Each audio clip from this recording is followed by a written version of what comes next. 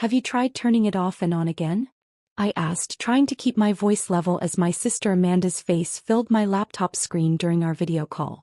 Don't patronize me, she snapped, her perfectly styled hair bouncing as she shook her head. I'm a senior partner at Maxwell & Brooks. I don't have time for basic IT jokes. Just fix it remotely or whatever it is you do. I glanced at my other monitor, where lines of code for my company's new AI security protocol scrolled past. The project was worth billions, but to Amanda I was still the little sister who was good with computers. I can't just fix it remotely without knowing what's wrong, I explained for what felt like the 100th time. Ugh, fine. She rolled her eyes. The merger documents for the Wilson Tech acquisition are encrypted and we can't access them. Happy now, IT girl? This is literally the biggest deal our firm has handled, and I need to review these documents before tomorrow's meeting. I froze. Wilson Tech. Of course. Send me the file, I said, already knowing what I'd find. After all, I'd designed the encryption protocol myself. Finally. See, was that so hard? Amanda's voice dripped with condescension. I'll have my assistant send it over. Just do your little computer thing and fix it. 10 minutes later I was staring at the encrypted files.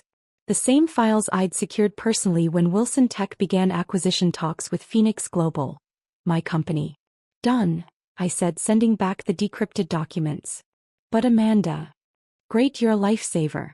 Even if you were just playing with computers all day. Got to go, big meeting to prep for.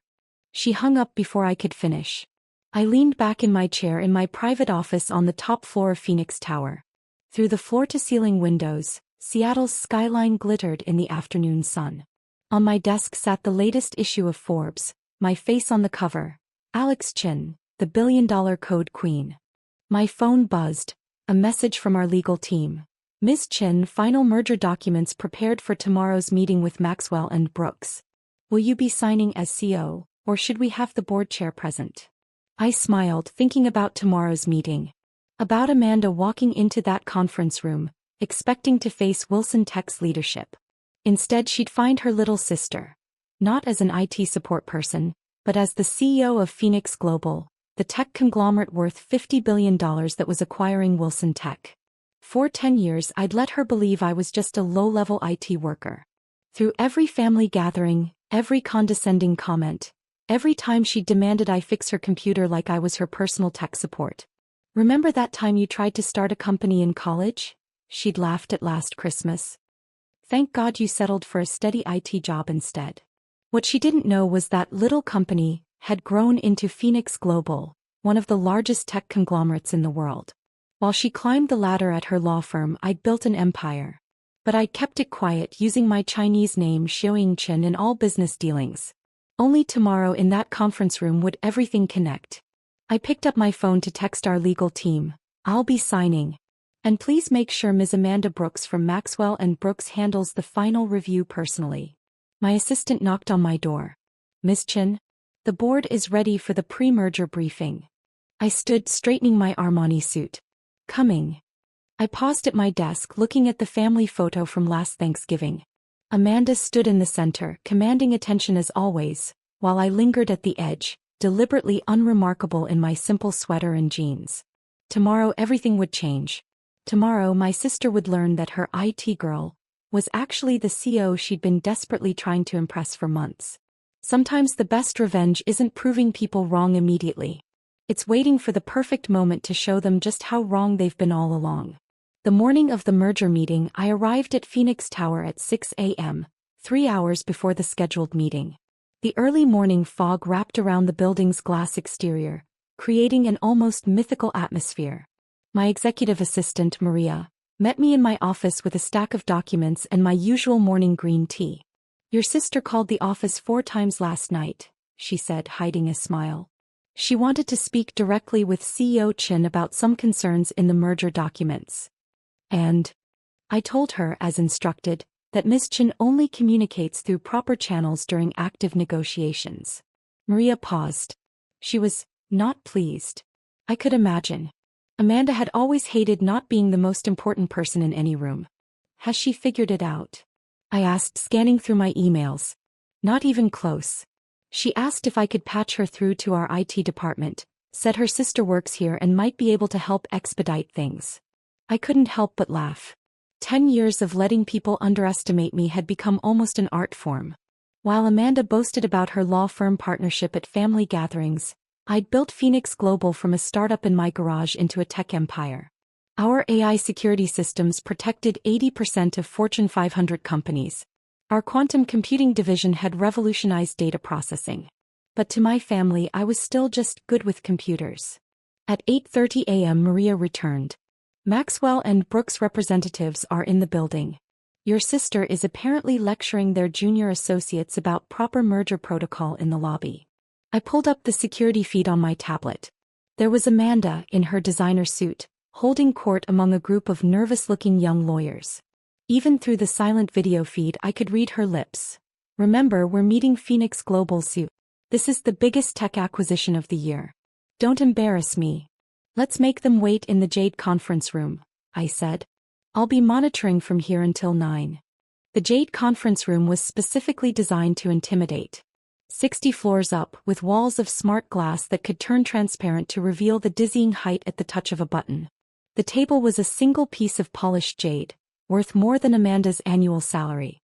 Through the security feeds I watched as they were escorted in. Amanda immediately took the power position at the table, directly opposite where the CEO would sit. Classic Amanda, always positioning herself as the equal of anyone she met. At 8:55 I stood straightening my Tom Ford suit. Time to go be a CEO.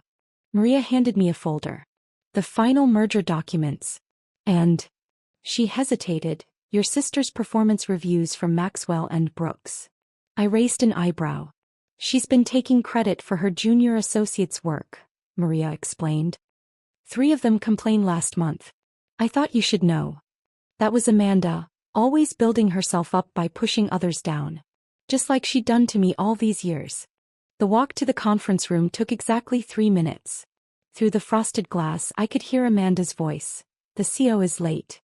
Typical tech people, no respect for proper business protocol. I checked my watch. 8:59 a.m. The doors opened exactly at 9. I walked in followed by my executive team. Amanda was mid-sentence, her back to the door, still holding court.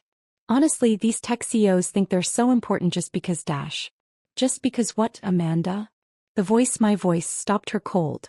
She turned slowly, her face already arranged in the condescending smile she reserved for people she thought were beneath her. Then our eyes met. The smile died. Her face went through a series of expressions. Confusion, disbelief, shock, horror. Her mouth opened and closed, but no sound came out. Alex, she finally managed to whisper. I smiled professionally, taking my seat across from her. That's Ms. Chin in this room, Ms. Brooks. Shall we begin? The sound of her expensive fountain pen clattering to the jade table echoed in the sudden silence. The next 30 minutes were deliciously uncomfortable. Amanda sat frozen as I led the meeting, presenting Phoenix Global's vision for the merged companies, outlining our expansion plans, and detailing the technical innovations we'd implement. Every time I used a complex technical term, her face twitched. Each time I referenced a billion-dollar project, her complexion paled slightly more. By the time I pulled up our company's global operations statistics on the room's panoramic screens, she looked like she might faint. Now, I said, turning to the smart glass walls and tapping a control. The glass turned transparent, revealing the vertigo-inducing view of the city below. Let's discuss the concerning issues we've found in Maxwell and Brooks' handling of this merger. Amanda's head snapped up. Concerning issues? I pulled out a tablet. Yes. For instance, the credit attribution on the preliminary documentation. I scrolled through the files. According to these documents, you personally handled the technical review of our AI architecture. She swallowed hard. I supervised the team that. Interesting. I pulled up more documents. Because according to these internal communications, it was actually 3 of your junior associates who did that work. Associates who, coincidentally, filed complaints about credit theft last month. The other lawyers from her firm shifted uncomfortably in their seats. Amanda's face turned scarlet. That's an internal matter, she stammered. Not anymore. I leaned forward. You see, Phoenix Global has a very strict ethical code. We believe in giving credit where it's due. In fact, I smiled, that's why I kept my position here quiet for so long. I wanted to succeed on merit, not family connections. Understanding finally dawned in her eyes. All these years, she whispered. When you said you worked in tech. I built this company from nothing, I confirmed. While you were mocking me for playing with computers, I was revolutionizing cybersecurity. While you were demanding I fix your laptop like your personal IT support, I was developing the AI systems that protect most of the world's financial institutions. The room was silent except for the soft hum of the environmental controls. The merger can still proceed, I continued professionally.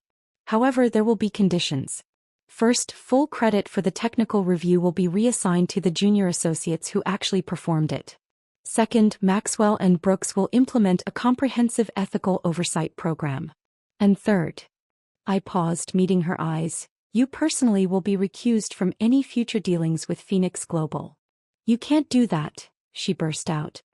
I'm the senior partner handling this merger. Actually, I tapped my tablet and new documents appeared on everyone's screens. As CEO of the acquiring company I can. And I am. One of her fellow partners cleared his throat. Amanda, perhaps we should. No. She stood up, her carefully maintained composure cracking. This is ridiculous. You're my little sister. You fix computers. You can't just. I stood as well, my voice cutting through her protest like a laser through code. Ms. Brooks, this meeting room has recorded every word you've just said. Would you like to continue demonstrating why you're being recused from this merger? She collapsed back into her chair, finally silent. Now, I turned to her colleagues. Shall we proceed with the actual merger discussion? With the properly credited team members. 3 hours later, the meeting concluded. The merger would proceed, but with Amanda's junior associates receiving their due recognition. As everyone filed out, I called out, Ms. Brooks? A moment. She turned back, looking smaller than I'd ever seen her. Next time you need IT support, I said quietly, put in a ticket through the proper channels. I believe our help desk operates more efficiently than your sister's private line. That evening, as I sat in my office watching the sunset paint the city gold, Maria brought in a stack of messages from my family. Mom was shocked, Dad was proud, and Amanda had sent a single text. I'm sorry. For everything. Not just today. For all of it. I looked at my reflection in the window, remembering all the times I'd let her belittle me, all the times I'd fixed her computer without revealing who I really was. Success wasn't about proving her wrong. It was about proving myself right. I picked up my phone and typed, next family dinner is at my place. Top floor, Phoenix Tower. Dress appropriately. And Amanda? Bring your junior associates. It's time they met the family. Sometimes the best revenge isn't just showing people who you really are. It's showing them who they could be if they stopped underestimating others. As night fell over the city, I smiled, thinking about how life had come full circle. My sister had always told me to think bigger, to be more ambitious. She just never expected I'd end up bigger than her dreams.